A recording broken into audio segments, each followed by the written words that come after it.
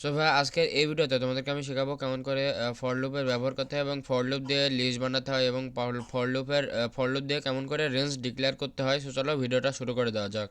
So হ্যাঁ, তোমাদের প্রথমে আমরা ফর লুপের যে রেঞ্জটা সম্পর্কে তোমাদেরকে আমি ক্লিয়ার ধারণা করে দেই। এই রেঞ্জটা হচ্ছে যে রেঞ্জ ডিক্লেয়ার করা যায় এই যে ফর লুপের মাধ্যমে, ঠিক আছে। এই ফর লুপের মধ্যে রেঞ্জ নামে একটা ফাংশন আছে। রেঞ্জটাকে যদি কল করি তাহলে কিন্তু রেঞ্জ ডিক্লেয়ার হয়ে যাবে। সো চলো তোমাদেরকে আমি এখানে দেখে দিই। এখানে ফর ফর লিখি ফর আই ইন রেঞ্জ, এখানে রেঞ্জ ডিক্লেয়ার করে নিলাম ওয়ান এক থেকে 40 পর্যন্ত, ঠিক আছে। সো এবার যদি আমরা প্রিন্ট আউট করি আই, এখানে আই প্রিন্ট আউট কিসের জন্য করেছে আর কিসের জন্য বা এখানে লিখলাম, কারণ এই যে রেঞ্জটা দিলাম এই রেঞ্জের যে ভ্যালুটা দিলাম এই ভ্যালুটা কিন্তু আয়ের ভিতরে স্টোর হয়ে গেছে। এবার যদি প্রিন্ট আউট করি আই, এবার যদি আমরা রান করি তাহলে দেখতে পাচ্ছ এখানে কিন্তু 39 পর্যন্ত গেছে, কিন্তু 40 পর্যন্ত যাওয়া যায়। সো আমরা জানি এখানে ইন্ডেক্স নাম্বার 0 থেকে শুরু হয়, ঠিক আছে। শূন্য থেকে শুরু হয় অসংখ্য পর্যন্ত। এখানে আমরা রেঞ্জ ডিক্লেয়ার করে নিয়েছি 1 to 40 পর্যন্ত, সেজন্য ও গুনতে শুরু করেছে। 1কে ধরেছে ও 0, ঠিক আছে। যে 0 1 2 3 4 এরকমভাবে গুনতে গুনতে এই যে যখন 39 হয়েছে না, এই 39 ইন্ডেক্স নাম্বার কিন্তু 40, ঠিক আছে। সেজন্য এখানে 39 পর্যন্ত এখানে প্রিন্ট আউট হয়েছে। এখানে যদি আমরা 41 করি তাহলে কিন্তু 40 পর্যন্ত প্রিন্ট আউট হবে। সেখানে দেখতে পাচ্ছ 40 পর্যন্ত কিন্তু ফাইনালি প্রিন্ট আউট হয়ে গেছে, ঠিক আছে। সো আশা করি ফর লুপের রেঞ্জ সম্পর্কে এই কিছু ধারণা তোমরা পেয়ে গেছো। এরপরে আমরা আরেকটা তোমাদেরকে আমি ফর লুপের ব্যবহার তোমাদেরকে আমি আরেকটা শিখে দিচ্ছি। এখানে একটা লিস্ট বানিয়ে নেই। ওকে ভাই, এবার দেখতে পাচ্ছ এক্স এর লিস্টের ভেতরে কিন্তু আমরা কিছু ভ্যালু দিয়ে দিয়েছি। এবার আমরা চাচ্ছি যে যে এক্সটা প্রিন্ট হোক, কিন্তু এই এক্সকে যদি আমরা প্রিন্ট আউট করতে চাই তাহলে কিন্তু আমাদেরকে ওই প্রিন্ট লিখতে হবে। প্রিন্ট লেখার পরে আবার লিখতে হবে যে এক্সের 0 নম্বর ইন্ডেক্স মানে হচ্ছে যে মুহাইমিনুল, ঠিক আছে। সো 0 নম্বর ইন্ডেক্স এরকমভাবে কিন্তু লিখে যেতে হবে, ঠিক আছে। তারপরে লিখতে হবে যে প্রিন্টের যে ইসলাম, তারপরে এটা হচ্ছে 1 নম্বর ইন্ডেক্স, এরকমভাবে লিখতে হবে 1 নম্বর ইন্ডেক্স। এরকমভাবে কিন্তু আমাদের কন্টিনিউ করতে হবে, ঠিক আছে। সো এই কন্টিনিউ এরকমভাবে লেখা কিন্তু বোরিং, ঠিক আছে। এরকমভাবে যদি এখানে এই তিনটা তো ভ্যালু আছে, এখানে ওখানে এখানে যদি শত শত হাজার হাজার লক্ষ লক্ষ কোটি কোটি ভ্যালু থাকতো তাহলে তো আমরা এরকমভাবে লেখা সম্ভব হতো না। তো সেই জন্য আমাদেরকে ফর লুপ ব্যবহার করতে হবে। ফর লুপ মূলত এই ফর লুপের মাধ্যমে এক্সের যে ভ্যালু এটা প্রিন্ট করা যায়। এক্সের যে ভ্যালুর ভিতরে যত সংখ্যা থাকবে তত সংখ্যা এখানে প্রিন্ট আউট করা যাবে এবং ফর লুপের মাধ্যমে রেঞ্জও ডিক্লেয়ার করা যায়, যেটার মাধ্যমে আমরা তোমাদেরকে আমি দেখিয়েছি এই যে রেঞ্জ ডিক্লেয়ার করতে হয় কেমন করে। সো এটা আমরা প্রিন্ট করে দেবো 3 লাইনে, ঠিক আছে। ফর আই ইন এক্স, মানে এক্সের যে ভ্যালুগুলো আছে সব কিছু আমার আয়ের ভিতরে ঢুকে যাও, ঠিক আছে। সো এবার যদি আমরা প্রিন্ট আউট করি আই যদি প্রিন্ট আউট করি তাহলে এখানে দেখতে পাচ্ছ এই যে মুহাইমিনুল ইসলাম মাহি, এটা কিন্তু চলে এসেছে এখানে, ঠিক আছে। সো দেখতে পাচ্ছ, আশা করি তোমরা দেখতে পাচ্ছ এই যে মুহাইমিনুল ইসলাম মাহি এখানে কিন্তু চলে এসেছে, ঠিক আছে। সো এটার পরে যদি আরও ভ্যালু থাকতো এখানে সেই আদ্রিতা, এখানে লক্ষ লক্ষ ভ্যালু থাকতে পারে, সমস্যা নেই, কিন্তু ওইগুলো সবই কিন্তু প্রিন্ট আউট করে দেবে, ঠিক আছে। যে ফর লুপের মাধ্যমে ইজিলি আমরা প্রিন্ট আউট করতে পারবো এটা শুধু 3 লাইন কোডের মাধ্যমে, ঠিক আছে। সো আশা করি এই জিনিসটা তোমরা বুঝতে পেরেছো। যারা বুঝতে পারো না তারা আবার রিপ্লাইভাবে এটা দেখতে পারো, সমস্যা নেই। এরপরে তোমাদেরকে আমি শেখাবো ব্রেক স্টেটমেন্টের ব্যবহার, ঠিক আছে। সো ব্রেক মূলত থেমে যাবে একটা নির্দিষ্ট ভ্যালু পরে, ব্রেক হলে থেমে যাবে, ঠিক আছে। ব্রেক মানে থেমে যাওয়া, ঠিক আছে।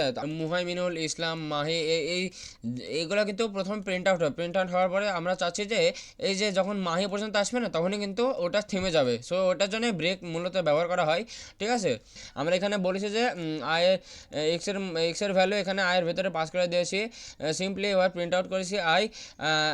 এখানে আরেকটা শর্ত দিয়েছি, যদি আই ইকুয়ালস টু মাহি হয়, মানে আই ইকুয়ালস টু যখনই মাহি হবে তখনই ব্রেক হয়ে যাবে, ঠিক আছে, স্টেটমেন্টটা। সো এবার যদি রান করি তাহলে দেখতে পাচ্ছ যে মাহির পরে কিন্তু আর কোনো স্টেটমেন্ট আসছে না। আশা করি এই বিষয়টা ব্রেকের বিষয়টা তোমরা বুঝতে পেরেছো। সো এরপরে তোমাদেরকে আমি শেখাবো কন্টিনিউ এর ব্যবহার, ঠিক আছে। যে ব্রেক নাই, ব্রেকের মতোই কন্টিনিউয়ের কাজ হচ্ছে যে যেই আমি যে শর্ত দিয়েছি না যে মাহি, এখানে যদি আমরা কন্টিনিউ, ওই যে ব্রেকের পরিবর্তে যদি কন্টিনিউ লিখি, এই যে কন্টিনিউ লেখার পরে কী হবে, এই যে প্রিন্ট স্টেটমেন্টটা এখানে ব্যবহার হবে না, ঠিক আছে। এটা আমরা কপি করে নিচে নামিয়ে দিই। এই প্রিন্ট স্টেটমেন্টটা এই নিচে ব্যবহার হবে, কারণ আমরা এখানে চাচ্ছি যে কন্টিনিউ হোক মাহির পরে কন্টিনিউ হোক, মানে মাহি কিন্তু এখানে প্রিন্ট হবে না, ঠিক আছে।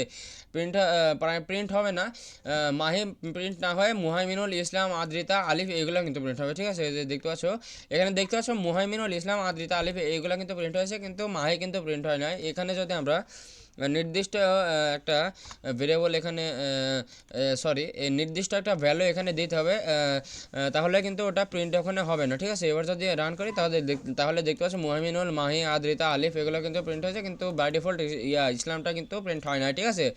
সো আশা করি এই কন্টেন্টের বিষয়টা তোমরা বুঝতে পেরেছো।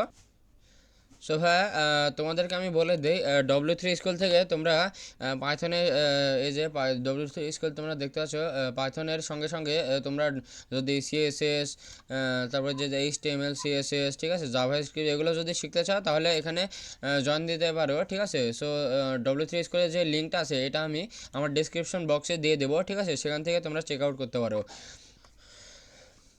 সো ভাইয়া, এবার দেখতে পাচ্ছ এই যে আমরা W3 স্কুলের যে পাইথনের যে টিউটোরিয়াল আছে সেগুলোর ভেতর থেকে ফর লুপ এখানে বাছাই করে নিয়েছি। এবার তোমাদেরকে আমি প্রথম থেকে দেখিয়ে দেবো। এই যে দেখতে পাচ্ছ এখানে এক্সাম্পল দিয়েছে, ঠিক আছে, কয়েকটা এক্সাম্পল দিয়েছে পাইথনের ফর লুপে, ঠিক আছে।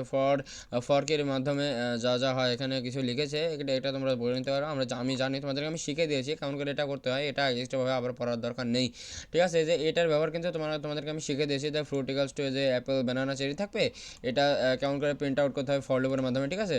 সো হ্যাঁ, এরপরে দেখতে পাচ্ছ যে ব্যানানা আছে না, এই ব্যানানাটা কেমন করে প্রিন্ট করতে হবে। এই ব্যানানা যদি এবারে প্রিন্ট হয় তাহলে কিন্তু এই ব্যানানা কিন্তু প্রিন্ট হবে না, কিন্তু এই যে ব্যানানা যে প্রথমে বি আছে না, বি এর পরে এর পরে এন এর পরে এ, তারপরে এন, তারপরে এগুলো কিন্তু প্রিন্ট হবে। এখানে ট্রাইসেল দেওয়ার পরে দেখতে পাচ্ছ এখানে কিন্তু BANANA এগুলো কিন্তু সিরিয়ালভাবে প্রিন্ট হচ্ছে, কিন্তু ঠিক আছে। কিন্তু ঠিক আছে, কিন্তু এখানে কিন্তু এই যে ব্যানানা প্রিন্ট হওয়ার কিন্তু ব্যানানা কিন্তু প্রিন্ট হবে না, কারণ এটা এটা পাইথন ল্যাঙ্গুয়েজের বিল্ট ইন একটা মডিউল, যার মাধ্যমে এরকমভাবে প্রিন্ট হবে, ঠিক আছে। সো আশা করি বুঝতে পেরেছো তোমরা।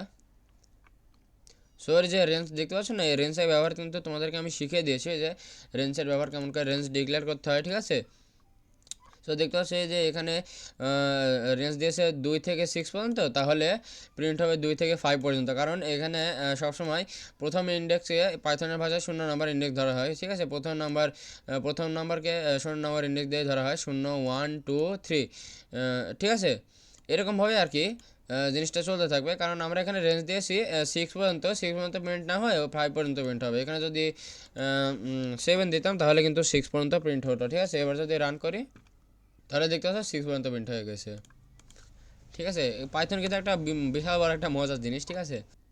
সো আশা করি আমার এই টিউটোরিয়ালটা তোমরা বুঝতে পেরেছো। আর যদি বুঝতে না পেরে থাকো তাহলে রিপ্লাই আরেকবার দেখতে পারো, সমস্যা নেই। সো আজকের ভিডিওটা এই পর্যন্তই, ফর লুপের ভিডিওটা এই পর্যন্তই। সো পরবর্তী কালকের ভিডিওতে একটা মজার একটা প্রজেক্ট করব, ঠিক আছে। সো প্রজেক্টটা দেখার আমন্ত্রণ জানিয়ে সবাইকে বাই বাই।